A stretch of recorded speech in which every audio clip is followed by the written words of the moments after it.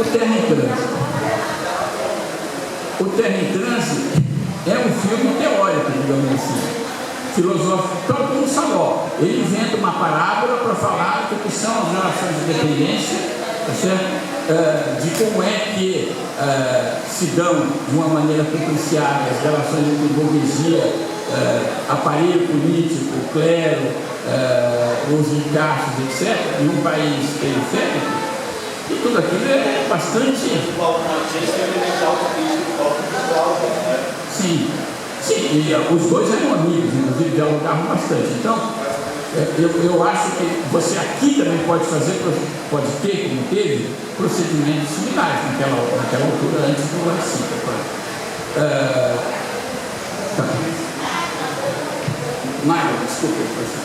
Não, então, voltando àquela cena que chamou a atenção da Ivane e chamou a minha também, né?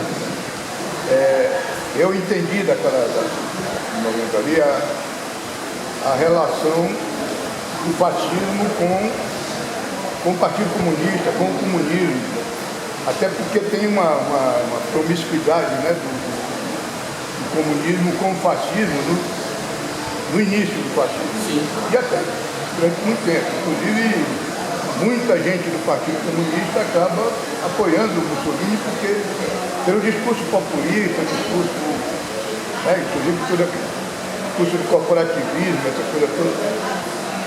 Ele é confundido, né, com uma coisa progressista. Eu estou te falando, tem um velho comunista. Porque era progressista, digamos, né? Aparentemente, né? Aparentemente. Não, é progressista no sentido econômico, expansão econômica. O velho comunista italiano me falou isso. A família toda é comunista, o pai dele, ele próprio, também e tal. Eles se entusiasmaram com o Mussolini, no primeiro momento, né? E aí tem essa relação, e aquela cena do Punho Cerrado, para mim, por um lado, é um momento de resistência dos trabalhadores, dos vitimados e tal, comunistas, e aquela vacilação que tem no primeiro momento, eles não atiram e depois atiram, tem a ver com o que foi a relação do fascismo com o comunismo na Itália. Muito a ver, né? Inclusive no começo eles estavam juntos e tal, e de repente o fascismo liquida, né, o grande parte do Partido Comunista. Se falar em Terra e Trânsito, eu lembrei do nosso professor aqui da ECA, Jean-Claude Bernadette, que era muito amigo do Glauber, e aliás, um dos maiores indicadores da obra do Glauber Rocha, né? E ele, quando assistiu aquele filme, com a pré-estreia daquele filme no cinema, ele contou depois dessa história aí, ele sai do cinema dizendo: esse cara é fascista. Falando Terra e Trânsito. Esse cara é fascista, falando do Glauber, né? E aí ele começa a atacar o Glauber como... E aí muda completamente a relação do Jean-Claude porque... Aí eu até fui assistir de novo Terra e Trânsito para entender o que o Jean-Claude... E aí fica mais ou menos claro mesmo. Bom, depois o Glauber Rocha vem, quando ele está na Europa, ele vem e volta para o Brasil elogiando o Golberismo Ponte Silva, e vai para o Brasil, vai para Brasília, trabalhar na Embrasil. Ali fica claro que, né, aquela coisa, toda a esquerda que idolatrava o Glauber se frustrou muito e aí começaram a xingar o Glauber, traidor.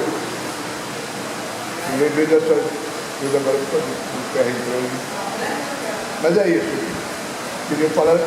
Eu queria que você falasse um pouco dessa relação do fascismo com o comunismo, com o Partido Comunista, nesse período anterior ao filme, anterior a essa época.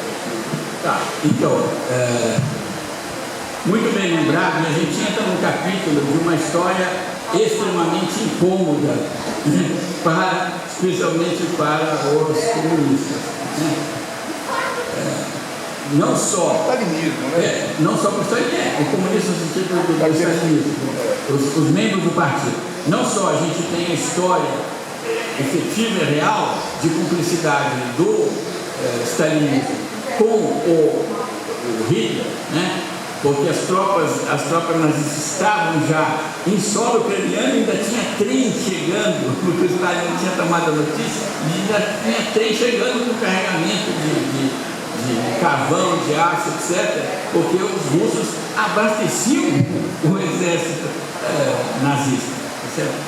Bom, então, além disso, a gente tem uma história desse tipo na Itália. Eu tenho orientando a Clara Freitas, que está pesquisando agora as conexões entre a mostra de celebração aos 10 anos da Revolução Fascista, era assim que ele chamava, em 1932, e o regime stalinista. E tem trocas de cartas diplomáticas, tem documentos que o Stalin manda dos desfiles na Praça Vermelha, etc., e que informam a mostra do fascismo, tá certo? Ou seja, havia um bebia do outro, tá certo?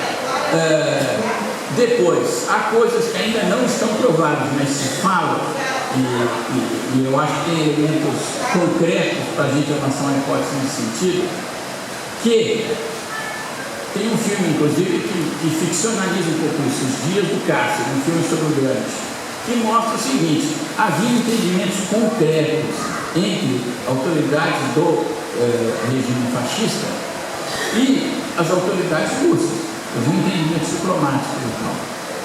E parece que há um desejo explícito do Partido Comunista Russo, interpelado pelo Partido Comunista Italiano, para que o Gramsci fique na cadeia, tá certo? Ou seja, para que o Gramsci não seja liberado. Isso vai de par com a censura que o Togliatti estabeleceu em relação aos escritos do Gramsci, onde a gente tinha críticas efetivas ao modelo stalinista, ao plano quinquenal, paralelismos com reflexões do Trotsky, certo? Então, e a gente pode dizer que o próprio conceito que o Gramsci cria de revolução passiva se aplica ao que está em andamento na Rússia, certo? Ele é uma revolução passiva. Claro que isso se choca com uma porção de outras coisas, inclusive com a mitologia de que a Rússia seria um Estado operário, regenerado, etc. Não. Nessa perspectiva, que a gente tem é capitalismo de Estado, certo? Bom, então tem muita coisa aí para ser investigada, e é claro que isso é um tipo de investigação empírica, que só vai ocorrer paulatinamente, sobre as cumplicidades e entendimentos entre partidos comunistas e o regime e os regimes fascistas stalinistas.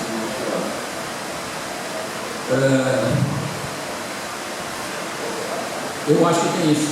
Só para eu me recordei também, a propósito do que o Marcos falou, depois já falo para a gente lembrar depois, tem outro filme do Glauber, O Leão de Sete Cabeças, que é uma espécie de tratado teórico assim também, sobre uma outra questão que é a revolução anticolonial e os obstáculos a ela, mas a gente tem são personagens extremamente alegóricos e, como no filme do Saló, encarnam cada um uma força social e o Glauber faz um tratado sobre isso.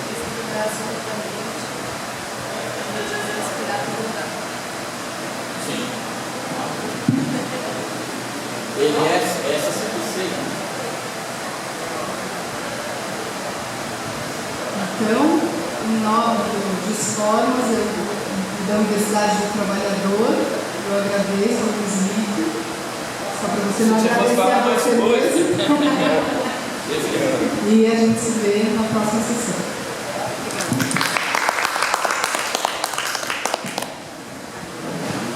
Certo.